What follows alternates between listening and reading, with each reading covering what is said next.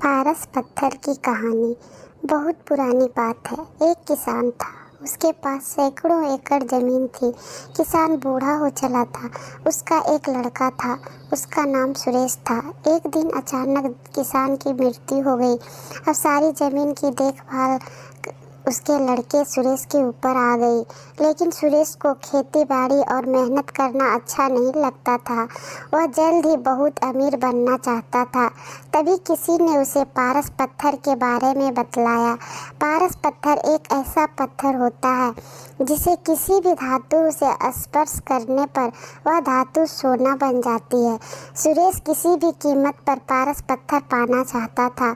उसने पारस पत्थर ढूंढने का बहुत प्रयास किया, परंतु उसे पारस पत्थर कहीं नहीं मिला। पारस पत्थर के लिए उसने कई लोगों से संपर्क किया, किंतु वह पारस पत्थर पाने में असफल रहा। आसपास के ठगों को पता चल गया कि सुरेश किसी भी कीमत पर पारस पत्थर पाना चाहता है। ठगों ने पारस पत्थर का लालच देकर सुरेश से लाखों रुपए ठग लिए। ठगों के बाद सुरेश ढोंगी बाबाओं के जाल में फंस गया। ढोंगी बाबाओं ने भी सुरेश को लालच देकर बहुत सा पैसा ऐंठ लिया। पारस पत्थर के लोभ में सुरेश को बहुत नुकसान हुआ और उसे अपनी कई एकड़ ज़मीन भी बेचनी पड़ी। सुरेश की पत्नी हमेशा उसे समझाती कि इन सब बातों में मत पड़ो, अपने पास बहुत ज़मीन है, उसी से खेती करो, मेहनत भी किसी पारस पत्थर से कम नहीं है। किंतु सुरेश तो पारस पत्थर की धी धुन सवार थी। एक दिन गांव में बहुत पहुँचे हुए संत आए। सभी ने उसे अपनी समस्याएं बतलाई। सुरेश भी अपनी पत्नी के साथ उनसे मिलने गया और उन्हें अपनी समस्या बतलाई।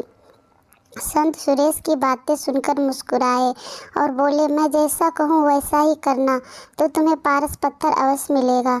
संत की बात सुनकर सुरेश बहुत खुश हुआ और संत से बोला, कृपया कर मुझे वह तरीका बतलाए जिससे मुझे पारस पत्थर मिल जाए।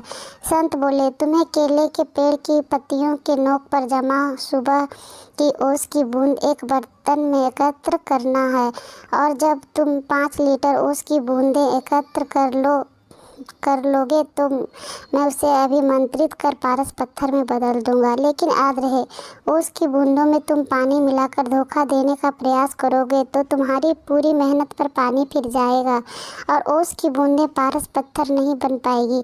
यह काम बहुत कठिन था। सबसे पहले सुरेश ने अपनी कुछ ज़मीन पर केले के पेड़ लगाए।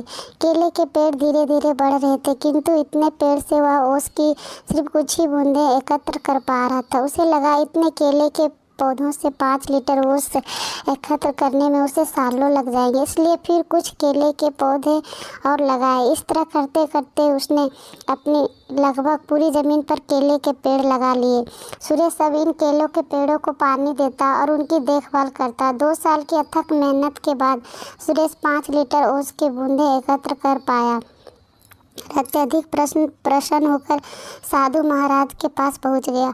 उन्होंने 5 लीटर ओस की बूंदों से भरा बर्तन देते हुए बोला, साधु महाराज, आपकी आज्ञा अनुसार मैंने 2 साल में की अथक मेहनत के बाद ये 5 लीटर ओस की बूंदें एकत्र कर पक ली है। कृपया आप इसे पारस पत्थर में बदल दीजिए। साधु महाराज बोले, सुरेश, तुम्हारी मेहनत सराहनीय है, तुम्हें तुम्हारी मेहनत का फल अवश्य मिलेगा। कल जब तुम आओगे तो अपनी पत्नी को भी साथ लाना। सुरेश खुश होकर अपने घर चला गया और पत्नी को सारी बात बताई। दूसरे दिन दोनों पति पत्नी जल्दी उठकर नहा धोकर साधु के पास पहुँचे। साधु ने सुरेश को देखकर कहा, सुरेश, मैंने ओस की बूंदों को पारस पत्थर में बदलने की बहुत प्रयास किया, किंतु मैं उन्हें पारस पत्थर में नहीं बदल सका। यह सुनकर सुरेश बहुत उदास हुआ और साधु से बोला, आपके कहे अनुसार मैंने 2 साल अथक मेहनत करके 5 लीटर ओस की बूंदें एकत्र की है, किंतु मेरी मेहनत बेकार गई।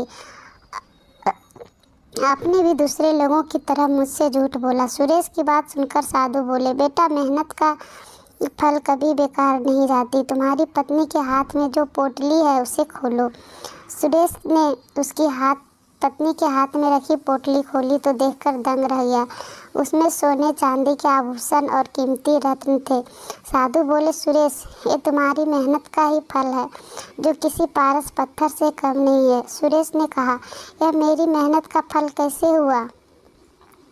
साधु बोले, तुमने 2 साल से मेहनत करके जो केले के पौधे लगाए थे, 2 साल में उसमें फल भी लग रहे हैं, किंतु तुम्हारा पूरा ध्यान पारस पत्थर और ओस की बूंदों पर था और तुमने फलों पर ध्यान ही नहीं दिया। किंतु तुम्हारी पत्नी इन फलों को बाजार भिजवा दिया करती थी और ये सारे आभूषण और रत्न फलों की बिक्री से आए हैं, फलों को बेचकर खरीदे हैं। सुरेश ने मुस्कुराते हुए उसकी पत्नी की तरफ देखा और बोला, तुम सही थी जो हमेशा कहती थी कि मेहनत से बड़ा कोई पारस पत्थर नहीं होता। सुरेश साधु की तरफ हाथ जोड़कर बोला, आपने मेरी आंखें खोल दी।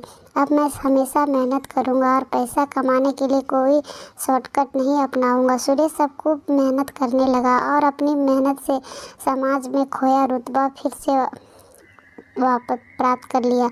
मेहनत से कुछ भी पाया जा सकता है। कहानी पसंद आए तो लाइक सब्सक्राइब करना नहीं भूलें।